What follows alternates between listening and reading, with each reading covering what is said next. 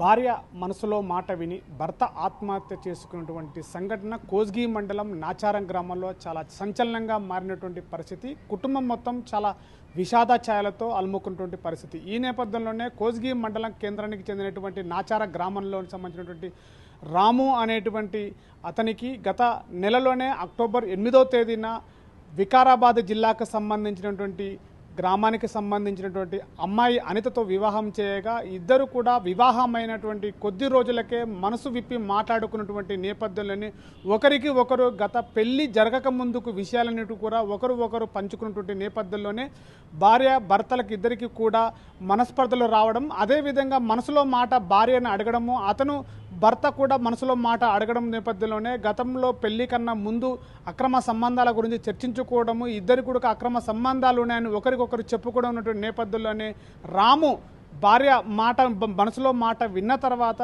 వెంటనే ఒక నిరుత్సాహానికి గురైనటువంటి పరిస్థితి. తన మనసులో మాట చెప్పినటువంటి మాటను తన కుటుంబ సభ్యులకే కానీ అక్కడే ఉన్నటువంటి తనతో పాటుగా నివసిస్తున్నటువంటి సోదరుడితో కూడా నరేష్తో కూడా చెప్పుకోలేనటువంటి పరిస్థితుల్లో గత కొద్ది రోజుల నుంచి కూడా మనస్తాపానికి గురైనటువంటి పరిస్థితి. హైదరాబాద్లో ఒక ప్రైవేటు స్కూల్లో బస్సు డ్రైవర్గా పనిచేస్తున్నటువంటి రాము అక్కడే తనతో పాటుగా పనిచేస్తున్నటువంటి తమ్ముడు నరేష్తో కూడా ఇలాంటి విషయాలు ఎక్కడా కూడా తనతో పంచుకోకుండా, కుటుంబ సభ్యులతో కూడా పంచుకోకుండా తన యొక్క మనస్తాపానికి గురై అక్కడే సుల్తాన్పూర్లో ఉన్నటువంటి ఒక చెట్టుకు అర్ధరాత్రి 2 గంటల ప్రాంతంలో భార్యకు మళ్ళీ కలుస్తా అని చెప్పేసి ఇంటి నుంచి బయలుదేరి అర్ధరాత్రి సమయంలో తను ఆత్మహత్య చేసుకున్నటువంటి పరిస్థితి కొలది. ఈ విషాద ఛాయలను కూడా నాచారం గ్రామంలో కోస్గి మండలంలో గ్రామం మొత్తాన్ని కూడా రాము యొక్క ఆత్మహత్యని చాలా సంచలనంగా మారాయి. కుటుంబ సభ్యులందరూ అదేవిధంగా గ్రామంలో ఉన్నటువంటి గ్రామస్తులందరూ కూడా అందరూ కూడా చాలా విషాద ఛాయలతో అలుముకున్నటువంటి పరిస్థితి. ఈ యొక్క సంఘటనకి పూర్తి విచారణ చేపట్టాలి. అసలు భార్యాభర్తల మధ్యలో జరిగినటువంటి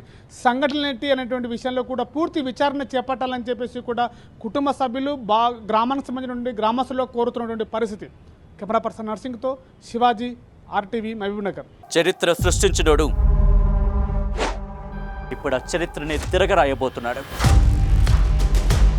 అబద్ధాల గోడల్ని బద్దలు కొట్టి నిజాలను రాగా మీ ముందుంచబోతున్నాడు. నిజమైన వార్తల కోసం వెంటనే డౌన్లోడ్ చేసుకోండి రా యాప్ని.